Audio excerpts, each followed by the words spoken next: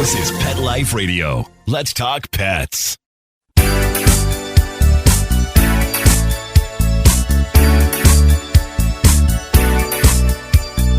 Hello, you're listening to Animal Party on Pet Life Radio with me, Deb Wolfe. And I was just thinking, there's probably somebody out there who listens to this show who writes music and makes music and sings songs and has one about animals. If you got one like that, send it to us. We'll play it. Maybe have you on as a guest to talk about what inspired you to write this great song about your dog or your cat or your horse or your guinea pig, or maybe all of the above. Deb at PetLifeRadio.com. You can also send me your pet questions, comments, guest suggestions, anything like that. Why does my dog do this? Why won't my cat do that? All that kind of stuff. Okay, so today's riddle of the day is, what big production, very famous play, had its final scene interrupted by an unexpected animal actor? Where and when and what was that? Do you know? Do you know what happened? It's pretty cool. All right, so we'll talk about that later in the show. And we're going to talk some more about bears because 230 bear attacks have happened in the last year in Japan. Yeah, last week, a 60-year-old working man was attacked and hurt and ran into the factory to hide from the bears. And around the corner from there, an 80-year-old woman who was passing by in the neighborhood got attacked. A Jeep had to chase the bear so that people could get into the building. And this is a problem worldwide. I think about bears here. I was watching the footage of the Japanese bears and I thought, well, those are kind of tiny. Japanese black bears are normally between 90 pounds and 360 pounds. So 360 pounds, that's fairly large. So to give you an idea, I'm going to run through the bear world here. Are you ready for this? Yeah. Okay. They're not all the same. So in Florida, where my mom used to be, they had small bears there too. I remember noticing that. So you go on an Everglades tour or something, or you look at some place where they're rehabilitating one that was injured, and they look small to me because I'm used to Canadian bears. Yeah, we got them big up here. So, okay, in Florida, they're 250 to 350 pounds. So I guess the biggest Japanese bear would compare, but the average Japanese bear is somewhere closer to 200, which would be smaller than the smallest Florida bear. Okay. And then we have the Canadian bear, where they're big guys. The biggest ones are 600 pounds. Yeah, that's a lot. That's a big bear. The giant panda only gets, it's 160 to 350 pounds. And some people think, oh, well, they're so cute and they're vegetarian, they eat bamboo, let's get close. No, they're still bears, everybody. Yeah, they're still bears. Okay, grizzlies, even bigger. Now, the grizzlies start at 300 pounds, so those are the really tiny ones, and they go up to 800 pounds. So that's quite a bit bigger, right? Mm-hmm. And then the polar bear, the biggest, is 700 to 1,500 pounds, which is interestingly similar to a dairy cow, which I would not be afraid of, or a saltwater alligator, which I would be afraid of. So these are some of the bigger animals in the world that you got to watch out for.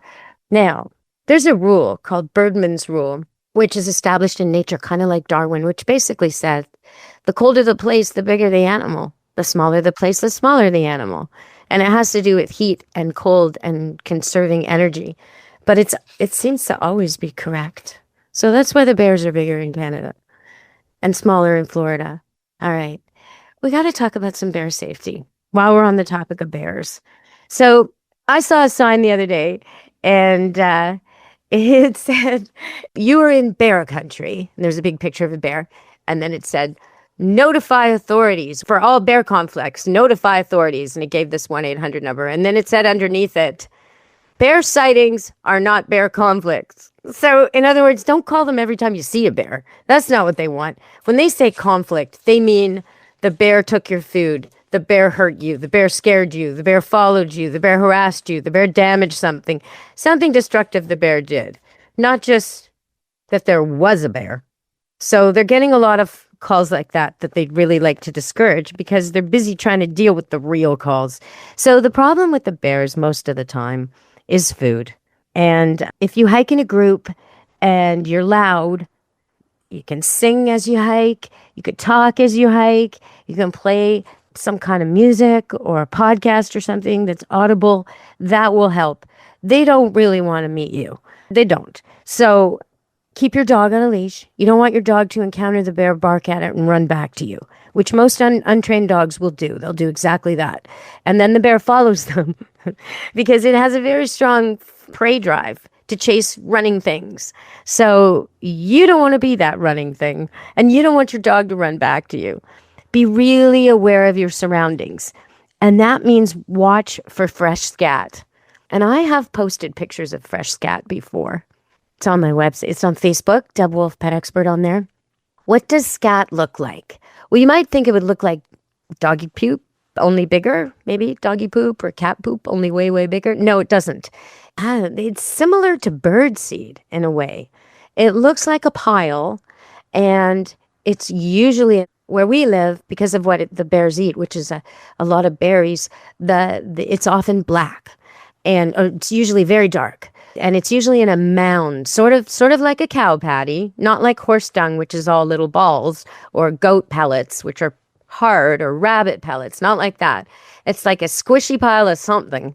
And usually there's stuff in it, like seeds, nuts, little bones, just weird stuff poking out. So it's like a circular pile of black stuff that looks kind of like birdseed and mush. And I can post more pictures of that, even though it's not the best photograph. It doesn't send me on a journey that I like, but it's probably important because when you see fresh scat, you know there's a bear around.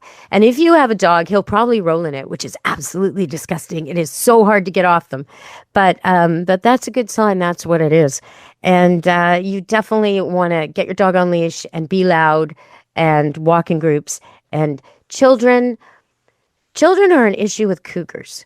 So you never want to have a child who's smaller than an adult. So that can be an adolescent even, walking too far away from the group. And that's what adolescents like to do, right? Like they wander ahead and they hike out, especially if they're very fitter than the rest of the group. They want to forge ahead. That's not a good idea. I would suggest leash the dog and put the dog with them at the very least, or make two of them walk together with the dog on a leash, because you definitely don't want one from your group to be perceived by an animal above as easy to pick off or take away.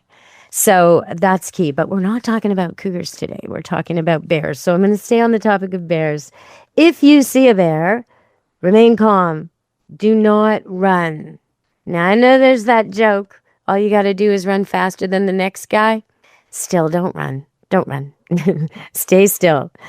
If the bear sees you, talk to it in a very low, calm voice and take a step or two backwards. So you don't want to sound like a high-pitched, panicky animal. No, you want to sound like you got some weight to you, right? Use your baritone and tell it, it's okay, I'm okay, as you back up. So always carry bear spray and know how to use it. Now, different bear sprays work differently. The one I have, you're supposed to spray it on the ground in front of you, and then it rises up. Some of them, you're supposed to spray the air where the bear is. So all of them are going to get you and your dogs. So be ready for that. It's not nice. Once you let that spray go, it's not nice. But hopefully it'll deter the bear. And always report any encounters that are aggressive. So here it's 1-877-952-7277 in my province. And if you're going hiking in bear country, you want to know the number there. What attracts the bears? Well, anything you think is food. Anything you ate, anything you might eat, anything you cooked with, any utensils, the fire pit you used, dirty barbecues, camp stoves, any place you prepared food, the dish rags you wash the dishes with, the scrubbers, the pots, the pans, the gray water, the stuff you rinsed out the dishes with, the garbage, the wrappers, the empty bottles. I know this is extensive. The cans, the condiments, like ketchup, mustard, relish, anything anywhere near food, anything that would be considered food to any creature, containers for gas or oil, other petroleum products, pet food bowls, and pets. So all of that is their food, and they smell it from really far away. They got great noses. So just be really careful. If there's a designated campsite, use it. And if there's a designated garbage or recycling site, use it. And use a bear cache, which is hang your stuff the way you're supposed to. And just be really careful, everybody. I don't want to see you getting hurt. So even toothpaste is considered food to them because it smells like mint. Don't cook near your sleeping bags. Don't ever feed any wildlife, not even the little cute ones. Don't leave food around unattended.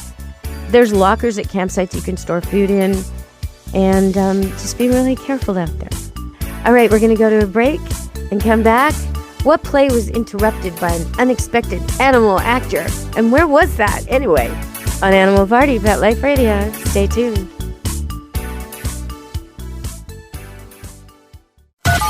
Talk to the paw. Hi, this is Amy Stewart. Hi, I'm Jane Lynch. This is Mandy Moore. Hi there, I'm Kate Walsh. This is Catherine Heigl. There's only one station that gives you the scoop on wagging tongues and tails. And who's walking who in Renton and Tinseltown. Pet Life Radio, the tail wagger.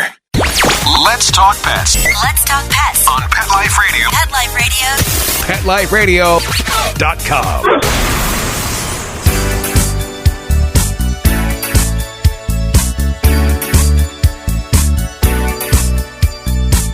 Hello, you're back on Animal Party on Pet Life Radio. Well, it was a play, a very famous play, none other than Romeo and Juliet. And the final scene, oh so dramatic, is taking place in Turkey, in this giant stadium outdoors. And the people are enthralled and they're ready for the final, very, very, very sad and hopelessly romantic, dramatic scene where these two teenagers suffer their love. And what happens? Well, an orange tabby cat walks on the stage and starts preening, hanging out, getting the audience's complete attention. So how'd you like that if you were acting in that show? Well, it's a common thing in Turkey. Not so common that they get on the stage, but common that cats are in the streets. So cats are often owned by a community in Turkey. Dogs don't do as well. There are some rescue societies and some agencies and some governmental things to help dogs, but dogs don't do as well. Dogs aren't really loved the way cats are by the Turkish communities. In Turkey, it's very common for everyone to feed and put water and food out for all the cats in the neighborhood. It's covered by the government to get them sterilized and flea treatments and dewormer and all this kind of stuff. So the cats live a pretty amazing life in the streets of Turkey. And so if I'm reincarnated as a cat, I think I want to go to Turkey. Yep.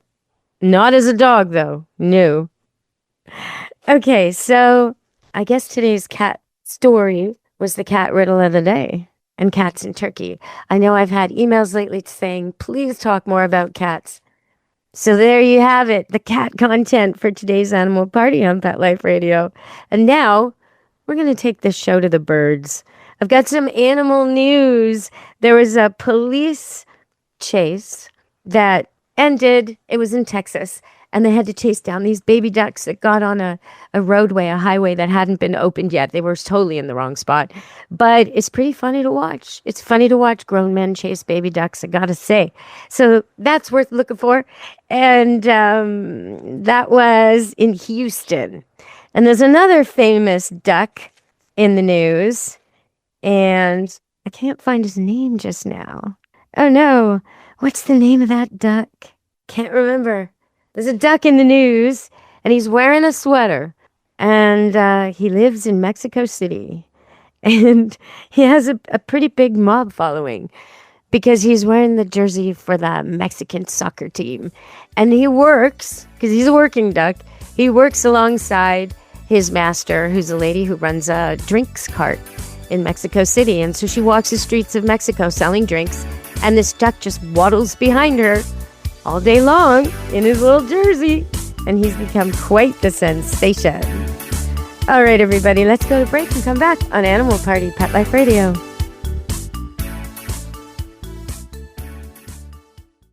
Take a bite out of your competition. Advertise your business with an ad in Pet Life Radio podcasts and radio shows. There is no other pet-related media that is as large and reaches more pet parents and pet lovers than Pet Life Radio. With over 7 million monthly listeners, Pet Life Radio podcasts are available on all major podcast platforms. And our live radio stream goes out to over 250 million subscribers on iHeartRadio, Odyssey, TuneIn, and other streaming apps. For more information on how you can advertise on the #1 pet podcast and radio network, visit PetLifeRadio.com/advertise today. Let's Talk Pets on PetLifeRadio.com.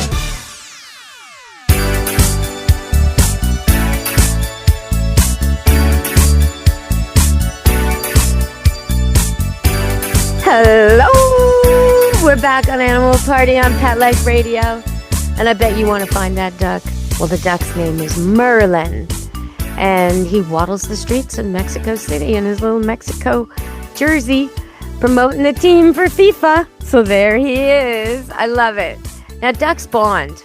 Birds in general, they bond to the first person or animal they meet. They bond to their mother, and they follow you everywhere. I had a duck like this. It wasn't so cool because I work with dogs. And the duck would fly overhead and try and find me. A different occasion, years before that, one of my neighbors thought they had rescued a robin. And then they wanted to go on holiday, and they basically handed it over to me. And so then I had this robin that would not leave my side. It would sit on my head. It would sit on my shoulder. I had to feed it bugs, and it was really quite an undertaking. If you see baby birds, don't disturb them, because it's most likely their mama is right there, waiting for you to leave. So just don't bug them. The rescue agencies are full of baby birds that really needed their parents. But in this case, they'd already taken it away for days. There was no hope of returning it, and I had to adopt it. And then the interesting part for me was every 2 years, 3 times, this bird came back. And you might say, oh, come on. How do you know it was the same bird? Because the next year I didn't see it at all. I thought, oh, well, it's gone, or it grew up, or it won't remember me, or whatever. And then the next spring, I'm walking dogs, and all of a sudden I hear that noise. Because when a bird is about to land on you and it comes out of the forest and it's flying really fast, you hear it before you see it. So I heard that familiar as it's getting louder and louder. It's coming toward me. And I'm thinking, oh no, I hope I don't have any bird dogs with me. And it lands on my head 2 years later and on my shoulder. And then it went away.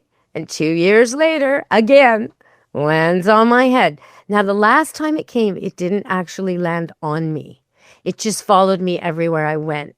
So it would land on trees and fences and follow me as I went. And if that was the only sign, I probably wouldn't have even taken it as being the same bird. But when it came back the last time, when it was following me, I could hold my hand out with birdseed and it would take it out of my hand. And none of the other robins around here do that. And I don't train them to do that. So, I mean, it was a pretty big signal that it was still him. 6 years. And I guess they have a 2-year migration, or maybe they go somewhere else in between. I don't know. But I never did figure out if it was a boy or a girl. But that's a long life for a wild bird, I think.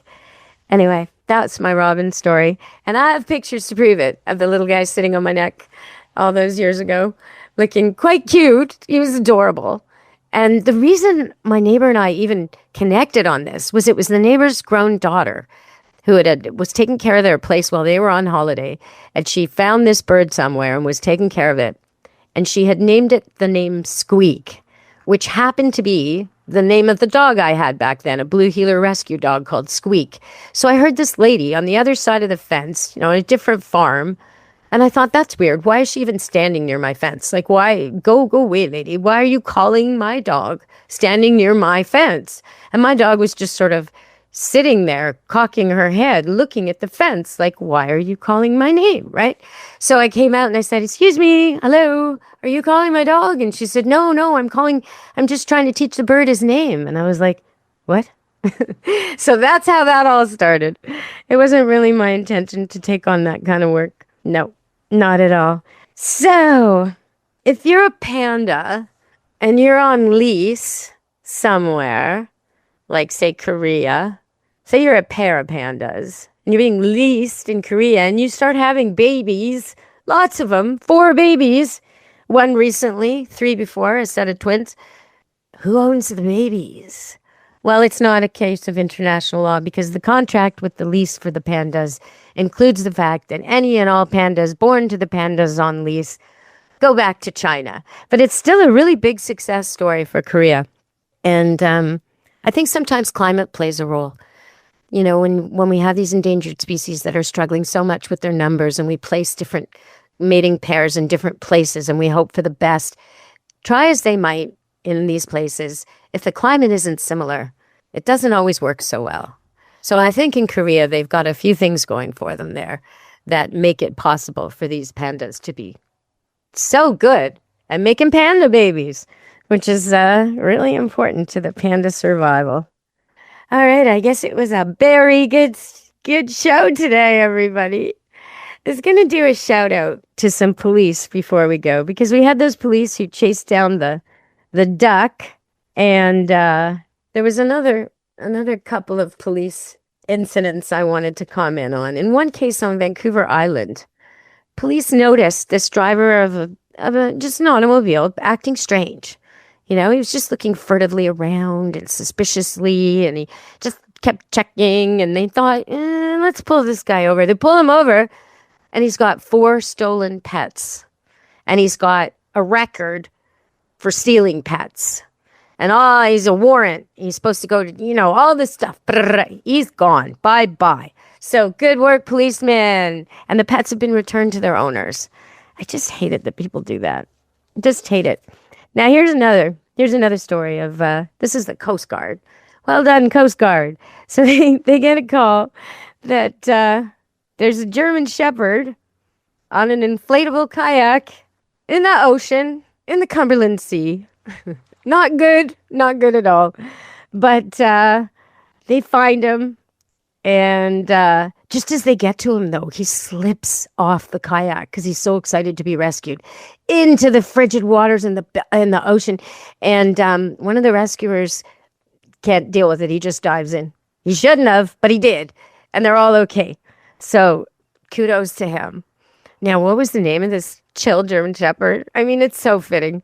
What do you think a dog like that would be called? A dog who gets stuck on a kayak, falls asleep maybe, doesn't get off, hangs out until he's way adrift in the ocean, thinking, uh-oh, what kind of name would suit a dog like that?